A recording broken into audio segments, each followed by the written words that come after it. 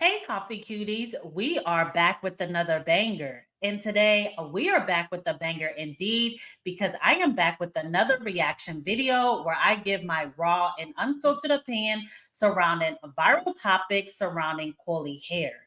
And today we have a TikToker on the docket who is alleging the reason that 4C type 4 hair that is found in Black Americans is different than the type 4C hair in Africans is because Americans like to use a lot more heat. That's right, your girl is boiling down the difference in density to heat.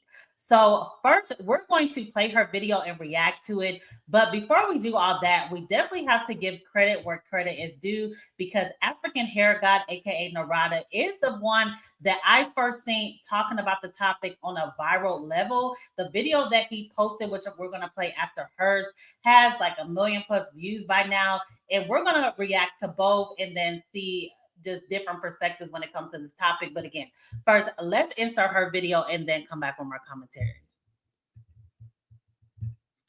All right, let's see what your girl has to say. About a month or two ago, you guys were saying that there's a difference between African American 4C hair and African 4C hair. And honestly, I don't think that that's true. I think African women vastly underestimate how much heat African American women use on their hair. Not saying it as a diss, I use a good amount of heat on my hair. I'm not saying it as a diss, it's just an observation. I didn't really realize it until I got to college and I started to spend way more time with African American women, especially African American women from LA. And I realized that they often use heat when styling their hair. Growing up, my mom rarely ever put heat on my hair. It was so rare. She would hot comb it every once in a while, and then she would use that iron thing that you put on the fire or you put in that really hot metal thing that gets really hot, and then you know what I'm talking about? I forgot the name of it. But when she needed to braid my hair, she would braid it in its natural state. She didn't need to stretch it using a blow dryer or anything like that. But I noticed a lot of African American hairstyles, like, you know, the super sleek ponytail, super sleek bun, and just a lot of different hairstyles. African American women tend to just stretch out their hair first and then style it. And consistently stretching out your hair and putting heat on it will loosen your curl pattern. My curl pattern and my texture is a lot looser now than what it was when I first went natural. I used to think that I had the coarsest and the kinkiest of all hair. Like, I used to be like, there's no hair texture coarser than mine. But now I would say that my hair is closer to like a 4B than it is to a 4C. And I think it's just because of the amount of heat I put on it and how consistently I stretch it. And it's not necessarily heat damage, it's just looser. So I think if more African women put heat on their hair consistently and stretched out their hair in order to style it, after a year of doing that, come back to me and tell me that your curl pattern is just as coarse or just as undefined. I genuinely don't think it would be. Also, a lot of African American women grow up going to hair salons like consistently. And when you pick up different techniques and tricks from actual hairstylists, your hair behaves a lot differently. Like, I started to wash my hair and deep condition my hair, detangle my hair completely differently when I started to listen to hairstylists.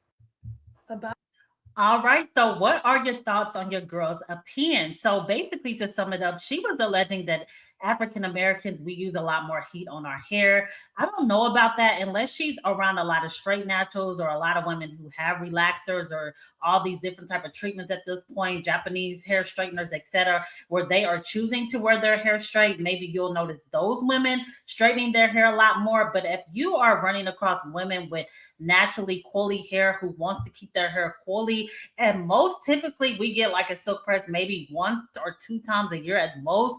Leave down below if you are a woman who wears her hair in the curly state majority of the time. How often do you get a silk press? Also, when she mentioned the press and comb is what she was trying to describe is how the African parents straightened her hair in childhood, etc. And I guess the people that she was around.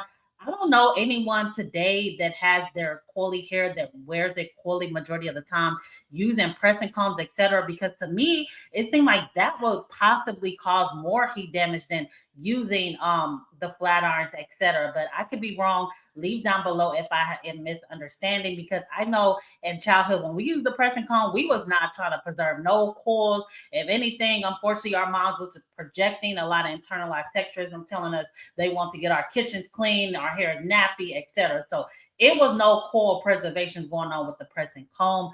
Also, when she's talking about styling, I could definitely get her point. But again, when you have coily hair and you wear it majority of the time, and most your styling is going to be with gel, maybe to slick it down, etc. But it seems like she's talking about like a super silky, high, ponytail, maybe having some extensions, etc. Those are going to be girls more with relaxed hair or texturizers or multiple things that they may be using to manipulate their coil pattern in order to make it straight.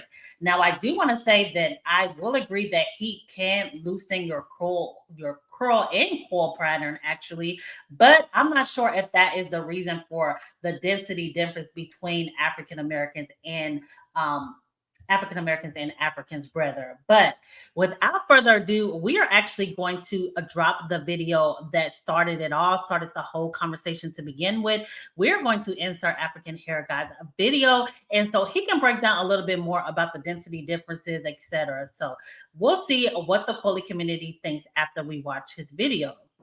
So you know how we utilize the curl typing system? Well, I don't, but people like to use the curl typing system, especially in regards to 4C hair, where they characterize it as being like the tightest and the coarsest of all the hair types.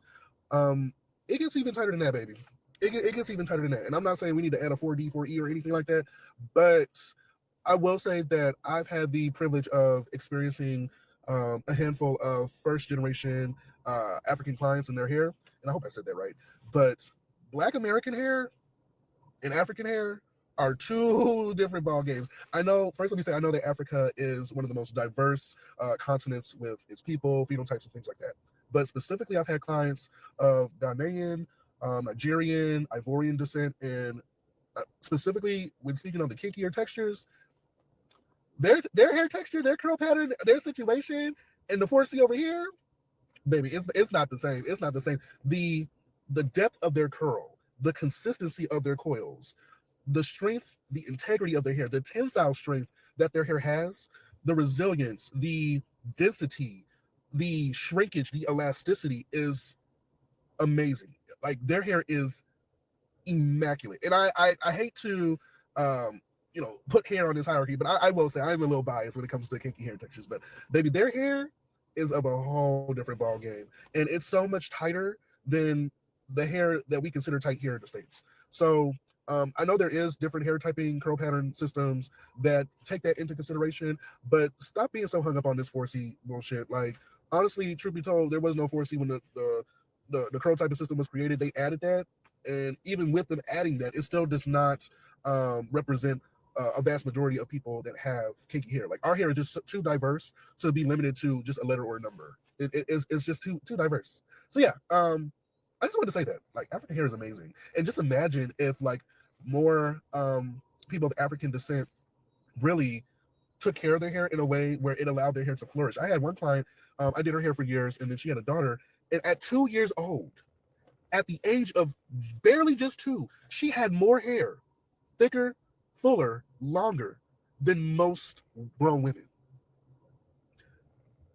Our genetics here in the States is just completely watered down, baby, because our hair just does not do that. It just does not do that.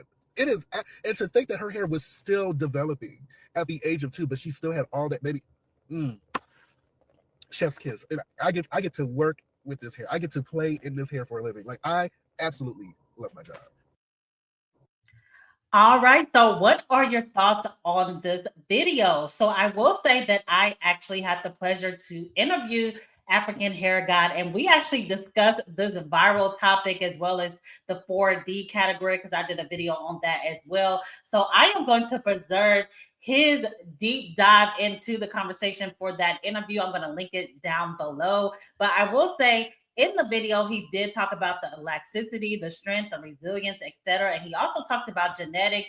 So even though your girl may have a point about heat, I definitely think it is a lot more involved than just boiling it down to the density difference between African 4C hair and African American 4C hair to just heat. Things like genetics. There's so many other factors that are involved in it. Again, this is not to say that one is better than the other, one is less beautiful, etc. Type 4 curly hair is beautiful in all of its stages, type 4A, 4B, 4C. As you can see in the video, Narada, he actually doesn't even prescribe to the hair chart at all. He just really enjoys curly and natural hair. So that is where we're going to leave the conversation. But I am more curious to know what you ladies and men think down below. What you think is the curly community? Do you think it just boils down to heat? Do you think it's a little bit deeper than that? Any and all thoughts are welcome. Also, be sure to like, comment, and subscribe. Turn those post notifications on because we have so many more bangers to come. Check out the bio on the way out. We have Coffee Cutie mugs. The Discord membership channel is currently underway. We're on our way to 8K subscribers, and I really want to hit it by the end of 2024. And I definitely think I could do it if you tell a friend to tell a friend. We are Liddy over here, and we are covering all the topics. But this is the end of this video. So again, be sure to like, comment, and subscribe on your way out. But until next time, see ya.